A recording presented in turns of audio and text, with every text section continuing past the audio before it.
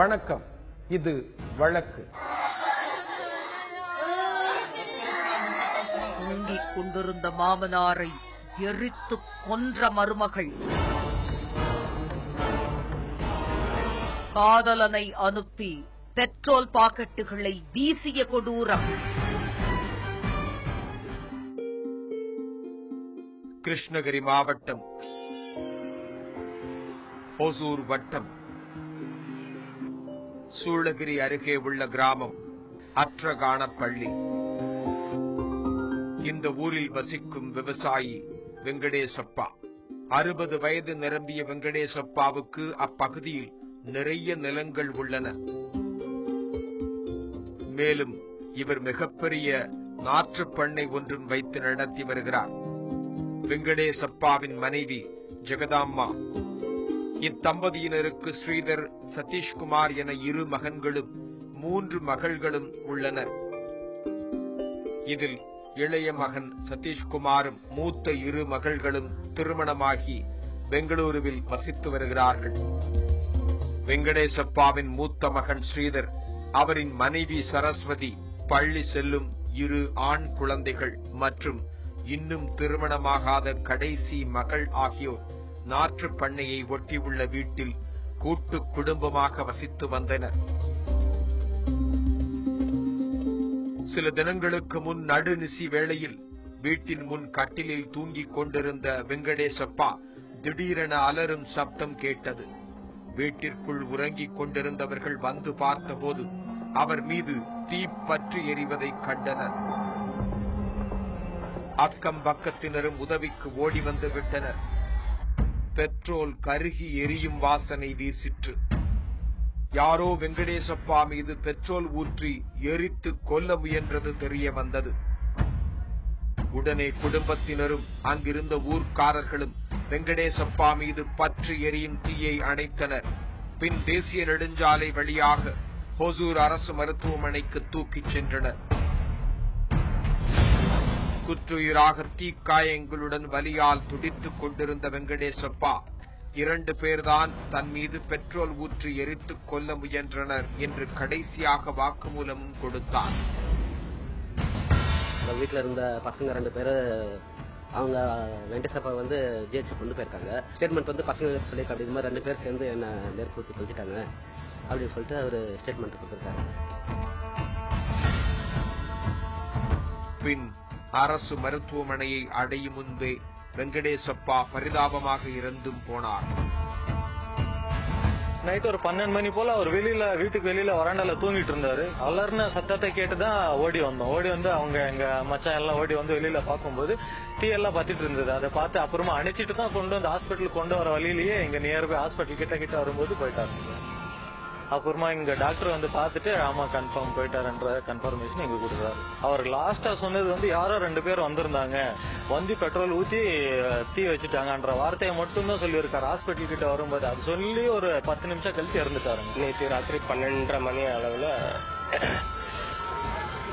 எங்க வீட்டுக்கு யாரோ 2 பேர் வந்து பெட்ரோல் பாக்கெட் கொண்டு வந்து வீட்டுல தூக்கி எறிஞ்சு நெருப்பு வச்சுட்டு போயிருக்காங்க. அதுல எங்க அப்பா சுட்டு இறந்திருக்காரு. வெங்கடேசப்பாவை தூங்கும் போது பெட்ரோல் ஊற்றி கொல்ல முயன்றது யார்? எதற்காக நடந்தது இந்த கொடூரம்? இது பற்றிய தகவல் சூளகிரி காவல் நிலையத்திற்கு கொடுக்கப்பட்டது. எங்க அப்பா ஒரு விவசாயி, 60 வயசாகும். இதுவரையும் அவர் எந்த தகவலுக்கும் எதுவுமே போனது கிடையாது. இதுக்கு காரணம் என்னன்ட்டு தெரியாம இருக்கு. ரொம்ப வேதனையா இருக்கு. போலீஸ்க்கு தகவல் கொடுத்தோம். போலீஸ் பாத்துட்டு இருக்காங்க. யாரும் முன்விரோத காரணத்தினாலோ இல்ல வேற என்ன ரீசனால பண்ணிருக்காங்கன்றது இப்பதான் போலீஸ் எல்லாம் நைட்டே இமிடியேட்டா வந்திருக்காங்க. இப்பயும் வந்திருக்காங்க. இன்வெஸ்டிகேஷன் போயிட்டு இருக்கு. ஓசூர் அரசு மருத்துவமனை வந்த காவல்துறையினர் வெங்கடேசப்பாவின் உடலை பிரேத பரிசோதனைக்கு அனுப்பி வைத்தனர். பின்பு தூங்கும் போது வெங்கடேசப்பாவை பெட்ரோல் ஊற்றி கொலை செய்தவர்களை தீவிரமாக தேடினர். கொலை செய்யப்பட்ட வெங்கடேசப்பாவுக்கு நிறைய நிலங்களும் 2 மகன்களும் உள்ளதால் சொத்து தகராறில் இந்த கொலை நடந்திருக்கலாம் என்று காவல்துறையினர் முதலில் சந்தேகப்பட்டனர். ஆனால் வீட்டின் கிரில் கேட்டின் பூட்டு திறக்கப்பட்டிருந்ததால் வீட்டின் உள்ளவர்களில் ஒருவர்தான் கேட்டை திறந்து விட்டிருக்க வேண்டும் என்ற சந்தேகம் காவல்துறையினருக்கு ஏற்பட்டது.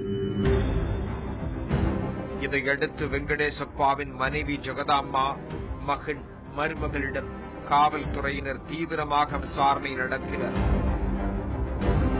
இவருக்கு ஏகப்பட்ட சொத்து பணமெல்லாம் இருக்கு. ஒருவேளை அந்த ஒரு கோணத்துல அவங்க பாத்துருக்காங்க. அது ஒண்ணு இல்லைன்னு தெரிஞ்சதுக்கு அப்புறம் வீட்டு நபர்களை கூப்பிட்டு விசாரணை பண்ணிருக்காங்க. அப்ப பண்ணும்போது வீட்டுல மருமக அவருக்கு 3 பொண்ணு 2 பையன். அதுல ஒரு மருமகளுக்கு இன்னொரு ஆளுக்கு தொடர்பு இருந்திருக்கு. அதை இவர் கண்டிச்சு கேட்க போக அவங்க அவங்க மருமக சரசு, கள்ளக்காதலன் யுவராஜ், அவங்க ஃப்ரெண்டு சந்திரன் 3 பேருக்கு திட்டம் தீட்டி இவரை இந்த மாதிரி சதி திட்டம் தீட்டி இந்த மாதிரி பண்ணிருக்காங்க. இதில் மூத்த மருமகள் சரஸ்வதியிடம் நடத்திய விசாரணையில் பல திடுக்கிடும் தகவல் வெளிவந்தது.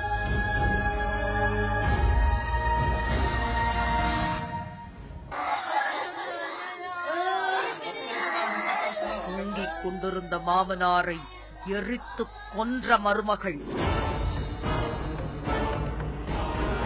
காதலனை அனுப்பி பெட்ரோல் பாக்கெட்டுகளை வீசிய கொடூரம். சூளகிரி அருகே மருதாண்டப்பள்ளி கிராமத்தைச் சேர்ந்த பசுவராஜ் மகன் யுவராஜ். 26 வயதான யுவராஜ் வெங்கடேசப்பாவுக்கு சொந்தமான நிலத்தை குத்தகைக்கு எடுத்து பசுமை குடில் அமைத்துள்ளார். இந்நிலையில் மூத்த மருமகள் சரஸ்வதிக்கும் யுவராஜுக்கும் பழக்கம் ஏற்பட்டது. இந்த பழக்கம் நாளடைவில் தகாத உறவாகவும் மாறியது. வீட்டில் யாரும் இல்லாத நேரங்களில் யுவராஜ் வீட்டுக்கு வந்து சரஸ்வதியுடன் சந்தோஷமாக பொழுதை கழித்து செல்வது வழக்கம். இதனை வெங்கடேசப்பாவும் ஜெகதாம்மாவும் தெரிந்து கொண்டனர். சரஸ்வதியை தனியே அழைத்து கண்டித்துள்ளனர். யுவராஜ் என்ன பண்ணிருக்காரு, அங்கேயே ஏற்கனவே வேலை செஞ்சிருந்தா, அப்படி அவங்க வீட்லயே வேலை செஞ்சிருந்தா. அப்படி அப்ப அந்த வெங்கடேசப்பாவோட மருமக சரஸ்வதிக்கும் யுவராஜுக்கும் கள்ளத்தொடர்பு ஏற்பட்டிருக்கு காலப்போக்கில். இதை அவர் தட்டி கேட்டதுனால்தான் இந்த மாதிரி பிரச்சனை நடந்தது. இதனால் ஆத்திரமடைந்த சரஸ்வதி தன் கள்ள காதலுக்கு இடையூறாக இருந்த மாமனார் மாமியாரை தீர்த்து கட்ட முடிவு செய்தார். யுவராஜை அழைத்து திட்டமும் தீட்டியுள்ளார். வீட்டுக்குள்ளேயே ஒவ்வொருத்தர விசாரணை பண்ணும்போது அப்பதான் தெரிஞ்சது அவங்க மருமகளுக்கும் மருமக சரசுக்கும் அவங்க வீட்டுல வேலை செய்யற யுவராஜுக்கும் ஒரு கள்ள தொடர்பு இருந்திருக்கு. அதை மாமனார் தட்டி கேட்டு கண்டிக்கவும் அவங்க இது பண்ணாம இவர் எப்படியாவது நம்ம இதுக்கு உல்லாசத்துக்கு இவர் இடையூறா இருக்கான்னு சொல்லிட்டு இவரை நம்ம எப்படியாவது இது பண்ணணும்னு சொல்லிட்டு அவங்க ஒரு திட்டம் தீட்டி இருக்காங்க. சரசு, யுவராஜ், சந்திரன், யுவராஜோட ஃப்ரெண்டு சந்திரன் 3 பேர் சேர்ந்து சதி திட்டம் தீட்டிருக்காங்க. இதனைத் தொடர்ந்து சம்பவம் நடந்த இரவு திட்டம் தீட்டியபடி பூட்டிய கிரில் கேட்டின் சாவியை வீட்டிற்கு வெளியே சரஸ்வதி வைத்துவிட்டு படுக்கைக்கு சென்றுள்ளார். இந்த கொலைக்கு முக்கியமான காரணம் சரஸ்வதி தான் சொல்றாங்க. ஏன்னா இந்த கொலை நடக்கிறதுக்கு முன்னாடியே அன்னைக்கு நைட்டு யுவராஜுக்கு போன் போட்டு நம்மளோட விஷயம் நம்மளோட கள்ளத்தொடர்பு எங்க மாமனார் தெரிஞ்சிச்சு, அவர் என்ன மிரட்டுறாரு, இன்னைக்கு எப்படியாவது அவர் உயிரோட வைக்க கூடாது, இன்னைக்கு எப்படியாவது அவர் முடிச்சிடணும் அப்படின்னு சொல்லிட்டு சரஸ்வதி தான் யுவராஜுக்கு சொல்லியிருக்காங்க. அதனாலதான் யுவராஜும் சந்திரனும் யாருக்கும் தெரியாம வீட்டு சாவியை எல்லாம் பிளான் பண்ணி வீட்டு சாவியை வெளியே வச்சு இவங்க உள்ள நுழைஞ்சி வாசல்ல படுத்திருந்தவர் மேல பெட்ரோலை ஊற்றி கொடுத்துட்டு. அதிகாலையில் தன் நண்பர் சந்திரனுடன் வீட்டிற்கு வந்த யுவராஜ் வீட்டிற்கு வெளியே கட்டிலில் படுத்துறங்கிக் கொண்டிருந்த வெங்கடேசப்பாவை மட்டும் பெட்ரோல் ஊற்றி எரித்துவிட்டு தப்பிச் சென்றதாக கூறப்படுகிறது. எங்க மாமனார் எனக்கு இடைஞ்சலா இருக்கிறாரு, நீ என்னமாவது பண்ணு, மொத்தம் போட்டு தள்ளிடு அப்படின்ற பிளான் எல்லாம் கொடுத்து அவங்க 3 பேரும் சேர்ந்துதான் இந்த கொலையை செஞ்சிருக்கிறாங்க. சாவி வெளியே வச்சு இந்தமா உள்ள பூட் போட்டு உள்ள படுத்திருந்திருக்குது. அவங்க பெட்ரோல் ஊத்தி எரிக்கிறதுக்கு சாவி வெளியே வச்சிருந்த சாவி யூஸ்ஃபுல்லா இருந்திருக்குது. அந்த சாவி எடுத்துட்டு போய் ஓபன் பண்ணிட்டு அந்த பெரிய அவங்க மாமனாரை ஊத்தி நெருப்பு வச்சு கொளுத்திருக்கிறாங்க. மருமகளே வந்து உடந்தையா இருந்து சாவி வந்து வீட்டு சாவி வந்து கேட்டோட சாவி வந்து வெளியே வச்சுட்டு வந்தது வந்துட்டு யுவராஜும் சந்திரனும் சேர்ந்து உள்ள அந்த சாவியை திறந்து உள்ள வந்து அவங்க மேல பெட்ரோல் ஊத்தி போர்வையில படுத்துருந்துக்கிற போர்வை பத்தி படுத்துருந்துக்கிற அப்படி வெங்கடேசப்பா அவர் மேல ஊத்தி கொளுத்திட்டதா தகவல் எல்லாம் வந்தது. விடிந்த பின்னால் வெங்கடேசப்பாவை யாரோ கொன்றுவிட்டதாக குடும்பத்தினரும் ஊர் மக்களும் காவல்துறையினரும் நினைக்க சரஸ்வதியும் யுவராஜும் எதுவுமே நடக்காதது போல வீட்டிலேயே இருந்துள்ளனர். பார்ப்பவர்களுக்கு சந்தேகம் ஏற்படாதபடி கண் கலங்கி அழுதும் உள்ளனர். போலீஸ் வந்து இந்த கொலை நடக்கும்போது முதல்ல வந்து நிலம் தொடர்பா தான் இந்த பிரச்சனை எல்லாம் நடந்திருக்குமா, இந்த கொலை வந்து நிலம் தொடர்பா தான் இருக்குமா, ஏன்னா அவங்க வந்து பெரிய விவசாயி நிறைய நிலங்களுக்கு சொந்தக்காரா இருந்தாரு. அதனால அந்த கோணத்துல தான் ஃபர்ஸ்ட் விசாரிச்சாங்க. ஆனா யாரும் எதிர்பாராத விதமா இந்த கொலை நடந்த பின்னாடியும் அந்த யுவராஜ்ன்றவரு சரஸ்வதியும் வீட்டுல தான் இருந்திருக்காங்க. அவங்களும் மத்தவங்க உறவினர்கள் கூட சேர்ந்து அழுந்து இருந்திருக்காங்க. யாருக்குமே அவங்க மேல வந்து சந்தேகமே வரல. ஆனா இது நிலம் தொடர்பான பிரச்சனை எதுவும் இல்லைன்னு தெரிஞ்ச பின்னாடி போலீஸ் வந்து அவங்க வீட்டுல இருக்கிறவங்களை தனித்தனியா விசாரிச்ச பின்னாடி தான் இவங்க இந்த 3 பேரும் தான் சம்பந்தப்பட்டிருக்காங்கன்னு தெரிய வருது. அது இல்லாம அந்த பெரியவரை வந்து ஜிஹெச்சுக்கு கூட்டிட்டு போகும்போது போற வழியிலேயே அவர் வந்து 2 பேரை வந்து பெட்ரோல் ஊத்தி கொளுத்திருக்காங்க, பாக்கெட் உடச்சு தான் ஊற்றினாங்க அப்படின்னு சொல்லிட்டு அவரே ஸ்டேட்மெண்ட் கொடுத்திருக்காரு. இதை வச்சுதான் போலீஸ் வந்து தனித்தனியா குடும்பத்தில் இருக்கிறவங்களை தனித்தனியா விசாரிச்சப்போ இந்த சந்திரன் யுவராஜ் சரஸ்வதி 3 பேருக்கும் தொடர்பு இருக்கிறது தெரிய வந்தது. இந்த கள்ள தொடர்பால தான் இவ்வளவு பிரச்சனையும் நடந்திருக்கு. இந்த கொலை காரணம் வந்து கள்ள தொடர்பு. சரஸ்வதி தான் இதுக்கு வந்து முக்கியமா காரணமா இருந்திருக்காங்கன்னு தெரிய வரும்போது இந்த ஊர்ல சுத்தி இருக்கிறவங்களுக்கு அவ்வளவு பெரிய அதிர்ச்சி ஆயிடுச்சு. இதனையடுத்து காவல்துறையினர் அங்குள்ள எல்லா பெட்ரோல் பங்கில் உள்ள கண்காணிப்பு கேமராவை ஆராய்ந்த போது ஒரு பெட்ரோல் பங்கில் யுவராஜும் சந்திரனும் பெட்ரோல் வாங்கியது பதிவாகி இருந்தது. எப்படி பெட்ரோல் யார எடுத்துட்டு வந்தாங்க, எப்படி எடுத்துட்டு வந்து ஊத்துறாங்க, எங்க பிடிச்சாங்கன்ற அந்த டீட்டெயில் பூரா எல்லாம் கலெக்ட் பண்ணும்போது அந்த பங்க்ல இருந்து 15 லிட்டர் பெட்ரோல் வந்து அவங்க 2 பேரும் வாங்கி வந்ததும் சிசிடிவி கேமராவில் வந்து அவங்களுக்கு பதிவாயிருந்திருக்கு. அவங்களுக்கு வந்து ஈஸியா அவங்க வந்து விசாரணை பண்றதுக்கும் பிடிக்கிறதுக்கும் அவங்களுக்கு வந்து யூஸ்ஃபுல்லா இருந்திருக்குது. அடுத்த கட்டமாக காவல்துறையினர் சரஸ்வதி, யுவராஜ் மற்றும் அவரின் நண்பர் சந்திரன் ஆகியோரை கைது செய்தனர். அவர்கள் மூவரும் வெங்கடேசப்பாவை எப்படி திட்டம் தீட்டி கொலை செய்தோம் என்று காவல்துறையினரிடம் வாக்குமூலமும் கொடுத்தனர். அந்த சரஸ்வதி, யுவராஜ் அவங்க 2 பேருக்கு வந்து 2 வருஷமா இருந்த கள்ள தொடர்பு இருந்திருக்குது. அது வந்து தெரிஞ்சு மாமனார் வந்து சந்தேகப்படுறதுனால இவரை போட்டு தள்ளணும் தீர்த்து கட்டணும்னு பிளான் பண்ணி அவங்க நைட்டு வந்து அந்த வேலையை வந்து செஞ்சிருக்கிறாங்க. உடனே அவங்க வந்து பெட்ரோல் ஊற்றி எரிச்ச உடனே அந்த எடுத்துன்னு போன பின்னாடி இவங்கெல்லாம் வந்து ஒண்ணுமே தெரியாத மாதிரி எல்லாருமே நார்மலா யார் செஞ்சாங்கன்னு தெரியாம இவங்க வந்து நாடக ஆடுந்த வந்து அம்பலம் ஆயிடுச்சு. அதனால வந்து யுவராஜ் கூட இருக்கிற ஒரு ஃப்ரெண்டு அவங்க 2 பேரும் சேர்ந்துதான் இந்த கள்ள தொடர்பு வச்சிருந்த சரஸ்வதிக்கு 3 பேரும் சேர்ந்தா இந்த கொலையை வந்து பிளான் பண்ணி செஞ்சிருக்கிறாங்க. காவல்துறையினர் அவர்கள் மூவரையும் ஓசூர் நீதிமன்றத்தில் ஆஜர்படுத்தி பின்பு சிறையிலும் அடைத்தனர். இப்ப வந்து சேலத்துல வந்து அவங்க 3 பேரையும் யுவராஜையும் சந்திரன் சரஸ்வதி 3 பேரையும் சேலம் ஜெயில.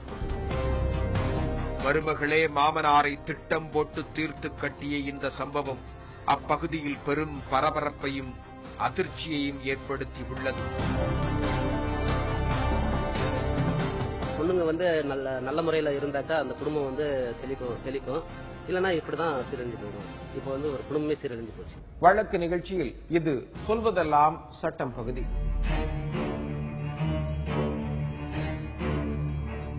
கருணை அடிப்படையில வேலை வாய்ப்பு வழங்கப்படும் பொழுது திருமணம் செய்த மகள் அப்படிங்கிற நிலைப்பாட்டு குறித்து சென்னை உயர்நீதிமன்றம் ஒரு பரபரப்பான உத்தரவு வழங்கியிருக்கிறது. என்ன சொல்கிறது அந்த உத்தரவு? சென்னை உயர்நீதிமன்ற மதுரை கிளையில நீதியரசர் கே. ரவிச்சந்திர பாபு அவங்க முன்னாடி ஒரு வழக்கு விசாரணைக்காக வருகிறது.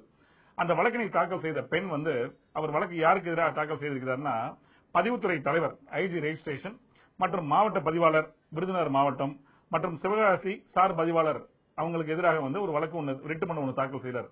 அந்த மனுவில் அவர் குறிப்பிடுறாரு, என்னோட தந்தை இறந்து விட்டார், கருணை அடிப்படையில நான் வந்து ஒரு மனு ஒன்று வேலைவாய்ப்பு வழங்கணும்னு சொல்லி ஒரு மனு ஒன்று அளிச்சேன். அந்த மனுவை கொடுக்கப்பட்டு நான் ஜூனியர் அசிஸ்டன்ட் ஆகவோ இல்ல ஒரு தகுதியான பதவி நான் படித்த கல்வி தகுதிக்கு உண்டான நிகரான ஒரு பதவி வழங்கணும், அதை வந்து சிவகாசி சப்ரைசர் ஆபீஸ்ல எனக்கு வழங்கணும்னு சொல்லி ஒரு மனு கொடுத்தேன். அந்த வழக்கினை விசாரித்து அந்த பதிவுத்துறை தலைவர் வந்து அதை வந்து நீக்கம் செய்து விட்டார், தள்ளுபடி செய்து விட்டார் அந்த மனுவினை. அதற்கான காரணம் என்ன அப்படின்னா, எனக்கு வந்து அந்த மனு கொடுக்கும் பொழுது என் அப்பா இறக்கும் பொழுது நான் திருமணம் செய்த பெண் அப்படிங்கிற காரணத்தினால, திருமணம் செய்து கொடுக்கப்பட்ட காரணத்தினால எனக்கு பணி வந்து மறுக்கப்பட்டதாக அந்த வழக்கம் அளிக்கிறது. ஆகவே அது சரியானதல்லன்னு சொல்லி அந்த வழக்கினை தாக்கல் செய்தார். அந்த வழக்கினை விசாரித்த நீதி அரசர் வந்து தெளிவாக வரையறை செய்து ஒரு உத்தரவு பிறப்பிக்கிறார். இது சட்டத்தின் முன்பாக ஆண் பெண் என்ற வேறுபாடு, ஒரு டிஸ்கிரிமினேஷன் என்பது இருக்கக்கூடாது, அப்படி இருந்தால் அது ஏற்றுக்கொள்ளப்பட மாட்டாது அப்படிங்கிற விஷயத்தை வலியுறுத்தி அவர் சொல்றாரு, இந்த மாதிரி வந்து அவங்க அப்பா வந்து இறந்து போயிட்டாங்க, கருணை அடிப்படையில அவங்க மனு கொடுக்கறாங்க, அந்த அடிப்படையில கருணை அடிப்படையில வந்து அந்த பணி வந்து நியமனம் செய்வதற்கான தகுதிகள் இருக்கும் பொழுது, அந்த குடும்ப சூழ்நிலை இருக்கும் பொழுது அதை வந்து சட்டபூர்வமாக அணுக வேண்டும், சட்டபூர்வமாக பார்க்க வேண்டும். அதை விட்டு அந்த பெண்ணுக்கு திருமணம் ஆயிருச்சு அப்படிங்கிற காரணத்தினால அந்த நீக்கம் செய்யறது, அந்த மனுவை தள்ளுபடி செய்வதுங்கிறது வந்து சரியான விஷயம் கிடையாதுங்கிறத அவர் உத்தரவு பிறப்பிக்கிறாரு. மேலும் நீதியரசர் திரு கே ரவிச்சந்திர பாபு அவர்கள் தெளிவாக வரையறை செய்தார். Maintenance and welfare of parents and senior citizens act 2007 அந்த சட்டத்தின் வாயிலாக, அந்த சட்டத்தினை பொறுத்த வரைக்கும் முதியோர் மற்றும் பெற்றோரை பாதுகாக்க வேண்டிய பொறுப்பு வந்து அவங்க ஆணாக இருந்தாலும் சரி பெண்ணாக இருந்தாலும் இருக்கிறது. அப்படிங்கிற பட்சத்துல சட்டம் தெளிவாக வரையறை செய்கிறது. அதுல எந்த விதமான வேறுபாடு கிடையாது. பெற்றோரை பராமரிக்க வேண்டியது, முதியோரை பாதுகாக்க வேண்டியது அந்த குடும்ப நபர்கள் தான் என்று. அப்படிப்பட்ட ஒரு சட்டம் இருக்கும் பொழுது, வேலைவாய்ப்பு என்று வரும்பொழுது, அதுவும் கருணை அடிப்படையில் இருக்கும் பொழுது, ஒரு மகனுக்கு வந்து திருமணம் செய்த மகனா திருமணம் செய்யாத மகனா அப்படிங்கிற ஒரு விஷயங்கள் வேறுபாடு பார்க்கப்படாத பொழுது, மகளுக்கு மட்டும் திருமணமான மகள் அப்படிங்கிற ஒரு விஷயத்தை பொறுத்து அதை நீக்கம் செய்வது ஒரு சரியான விஷயம் கிடையாது அப்படிங்கறத பல உச்சநீதிமன்ற தீர்ப்புகளை மேற்கோள் காண்பித்து தெளிவாக வரையறை செய்து, அந்த அடிப்படையில எந்த விதமான டிஸ்கிரிமினேஷன் வேறுபாடு இருக்கக்கூடாது. அந்த அடிப்படையில அந்த பெண்மணிக்கு வந்து முழு தகுதி இருக்கும் பட்சத்துல, அவர் கல்வி தகுதி மற்ற தகுதிகள் எல்லாம் பூர்த்தி செய்யும் பட்சத்துல அவருக்கு வேலை வாய்ப்பு வழங்குவதற்கான ஆவணம் செய்ய வேண்டும் சொல்லி அவர் உத்தரவு பிறப்பிச்சிருக்கிறார். இந்த அடிப்படையில வந்து ஏற்கனவே வந்து ஜிஓ 165 2010 ஆகஸ்ட் மாசத்துல தமிழக அரசால் வந்து தொழிலாளர் துறை மற்றும் வேலைவாய்ப்பு துறையில வந்து ஒரு ஜிஓ போடப்பட்டிருக்கிறது. அந்த அடிப்படையில என்னென்ன விஷயங்களை பூர்த்தி செய்து தர வேண்டுமோ அதுல குறிப்பிடக்கூடிய விஷயங்களை வந்து பூர்த்தி செய்து அந்த பெண்மணியும் கணவரும் வந்து அந்த அபிடவிட் தாக்கல் உறுதிமொழி பத்திரம் தாக்கல் செய்யும் பொழுது, அது தவிர அந்த பெண்ணுடைய அம்மா மற்ற பிற குடும்பத்தினர் உறுப்பினர்கள் வந்து யாரெல்லாம் வாரிசுகளாக இருக்கிறார்களோ அவங்க எல்லாம் மறுப்பின்மை சான்றிதழ் கொடுக்கும் பட்சத்துல, சட்டபூர்வமான விஷயங்களை வந்து அது பூர்த்தி செய்யும் பட்சத்துல அவங்களுக்கு பணி வழங்கலாம்னு சொல்லி உத்தரவு பிறப்பிச்சிருக்காரு. இந்த அடிப்படையில வந்து ஒரு பெண் வந்து தன்னுடைய மகள் அப்பாவுடைய வேலை வாய்ப்பை வந்து கருணை அடிப்படையில் அவங்க கேட்கும் சூழல்ல அவங்களுக்கு வேலை கொடுக்கலாம் அப்படிங்கிற ஒரு பட்சம் இருக்கும் பொழுது, திருமணம் செஞ்சிருக்கிறாருங்கிற காரணத்துக்காக இதுவரை அது மறுக்கப்பட்ட விஷயங்கள் எல்லாமே வந்து இந்த தீர்ப்பு வந்து மாற்றி இருக்கிறது. அந்த அடிப்படையில ஆணாக இருந்தாலும் சரி பெண்ணாக இருந்தாலும் சரி மகனாக இருந்தாலும் சரி மகளாக இருந்தாலும் சரி அவங்களை பொறுத்த வரைக்கும் அப்பாவுடைய வேலை வாய்ப்பு கருணை அடிப்படையில் கேட்பதற்கு இருந்த தடைகளை நீக்கம் செய்திருக்கிறது இந்த உத்தரவு. மீண்டும் வேறொரு வழக்கோடு உங்களை சந்திக்கிறேன். நன்றி, வணக்கம்.